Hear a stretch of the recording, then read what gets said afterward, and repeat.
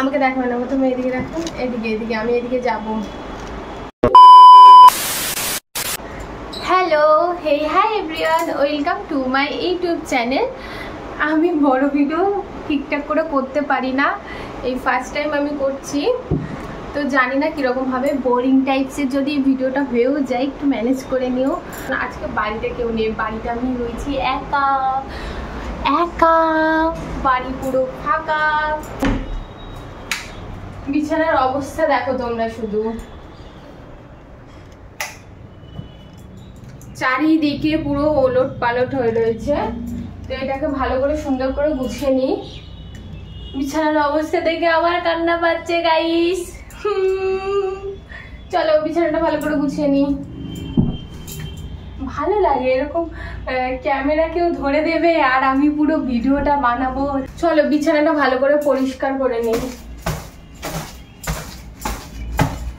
এই যে টোপলা, এটা আমার বরের কাজ, আমার বর এখানে রেখে দিয়ে পালিয়েছে।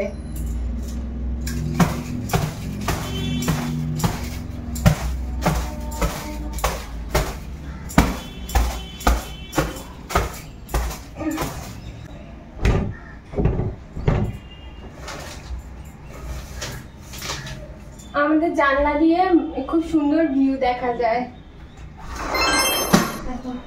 কত গাছপালা, এখানে বসে বসে আমি সময় কাটাই। এখানটা আমার খুব ভালো লাগে, গাছপালার সাথে আমি। এক মিনিট গাইস, তোমাদেরকে না আমি একটা জিনিস দেখাই, এদিকে আসো। এই দেখো গাছ, তোমাদেরকে দেখাইনি, দেখো এটা হচ্ছে রবার গাছ, খুব সুন্দর, খুব কিউট, আমার খুব ভালো লাগে এই গাছটা। এটা আছে, তারপর এদিকে ব্যালকনিতে দেখো কত গাছ। এটা হচ্ছে লেবু গাছ, কমলা লেবু, আর এটা মানি প্ল্যান্ট, এটা আমার প্রিয়। এই পাতাগুলো যখন বড় হবে না এরকম ঝরে থাকবে, খুব সুন্দর লাগবে দেখতে। আর একটা আছে মানি প্ল্যান্ট, এটা বাবাই এনেছে, এ থেকে নবদ্বীপ থেকে এনেছিল বাবাই। হচ্ছে এই গাছটার নাম আমি জানি না, আপাতত তোমরা যদি জেনে থাকো কমেন্ট করে বলো।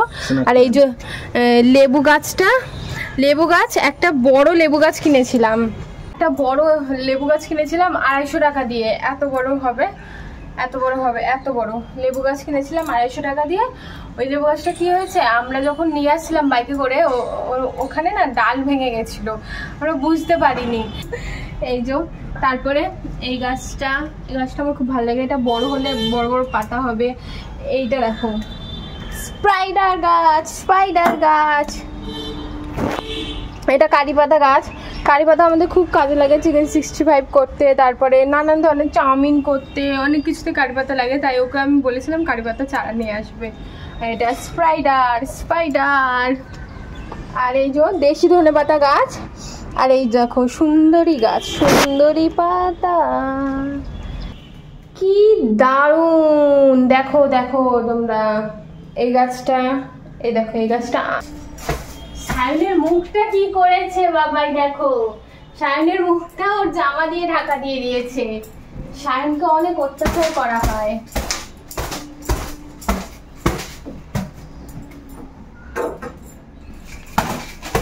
তো আমি বিছানাটা পুরো করে নিই, গুছিয়ে নিই, তারপর তোমাদের সাথে দেখা হচ্ছে। কারণ তোমরা আমার এই বিছানা গোছানো দেখতে দেখতে বোর হয়ে যাবে, কারণ আমার এত টাইম লাগে। আমার বিছানা গোছানো কমপ্লিট। তো দেখো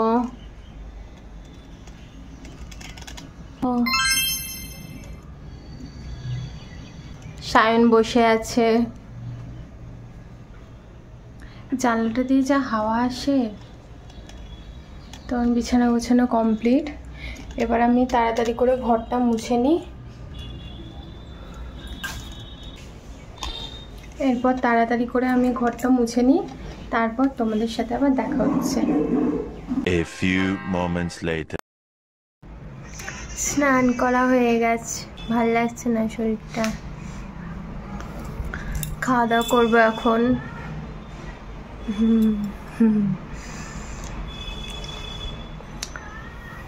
চলো মাছটা গরম বসাই।